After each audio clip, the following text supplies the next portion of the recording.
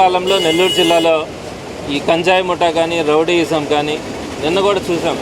గాంధీ బొమ్మ సెంటర్లో బ్లేడ్తో బస్సు ఆపలేదని లేదా బస్సుకు అడ్డంగా బండ్లు పెట్టి అవి తీయమన్నందుకు వాళ్ళ గొంతులు కోసినటువంటి పరిస్థితి చూస్తూ ఉన్నాం. ఎంతో దాష్టికాలు చూస్తూ ఉన్నాం. ఎంతోమందిని చిన్న చిన్న కారణాలతో ఉట్టికి చంపేసినటువంటి పరిస్థితులను కూడా చూస్తూ ఉన్నాం. మరి వీటన్నిటి మీద నెల్లూరులో ఒక శాంతియుతంగా ఉండాలా అని, అలానే నెల్లూరులో రౌడీయిజం ఉండకూడదని, రౌడీలను అరికట్టాలని వైఎస్ఆర్సీపీ మొట్టమొదటి నుంచి కూడా పోరాడుతూ ఉంది. మొట్టమొదటి నుంచి కూడా వైఎస్ఆర్సీపీ సామాన్యుల పక్షాన్ని నిలబడి మాట్లాడుతూ ఉంది. ఈ క్రమంలో ఎస్పీ గారు ఒక డెసిషన్ కూడా తీసుకున్నారు.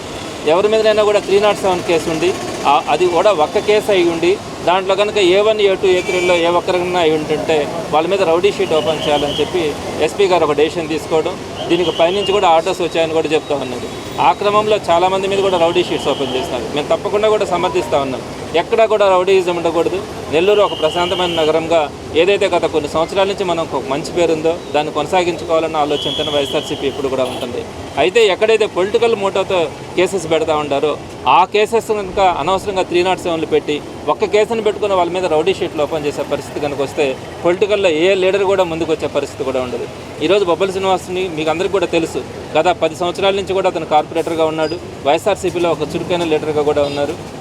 అన్ని సందర్భాల్లో కూడా వైఎస్ఆర్సీపీ తరఫున ఎవరు కంటెస్ట్ చేసినా కూడా గట్టిగా పనిచేసినటువంటి వ్యక్తి.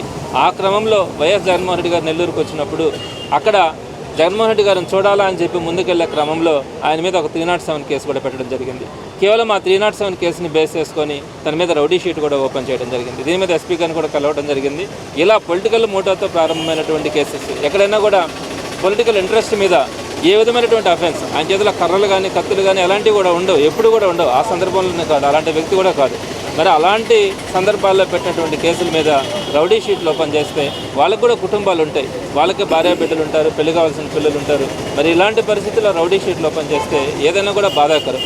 మరి ఇలాంటి పరిస్థితులన్నింటినీ కూడా ఎస్పీ గారికి ఎక్స్ప్లెయిన్ చేయడం కూడా జరిగింది. ఆమె తప్పకుండా నేను దీన్నంతా కూడా కన్సిడర్ చేసి దీని లోతుపాతులన్నింటినీ కూడా చూసి సరైనటువంటి న్యాయం చేస్తానని కూడా చెప్పడం జరిగింది. మేము మరలా కూడా చెప్తా ఉన్నాం, ఎక్కడా కూడా వైఎస్ఆర్సీపీ ఎటువంటి పరిస్థితుల్లో కూడా ఈ అరాచకాలను కానీ వాటన్నిటిని కూడా ప్రోత్సహించే పరిస్థితి లేదు. వాటన్నిటిని కూడా ఖండిస్తూనే వస్తూ ఉంటాం. కానీ పొలిటికల్ మోటోతో పెట్టినటువంటి కేసెస్ గురించి మాత్రం జాగ్రత్తగా ఆలోచించి రౌడీ షీట్స్ ఓపెన్ చేయాలని మాత్రం వైఎస్ఆర్సీపీ చేస్తున్నటువంటి డిమాండ్.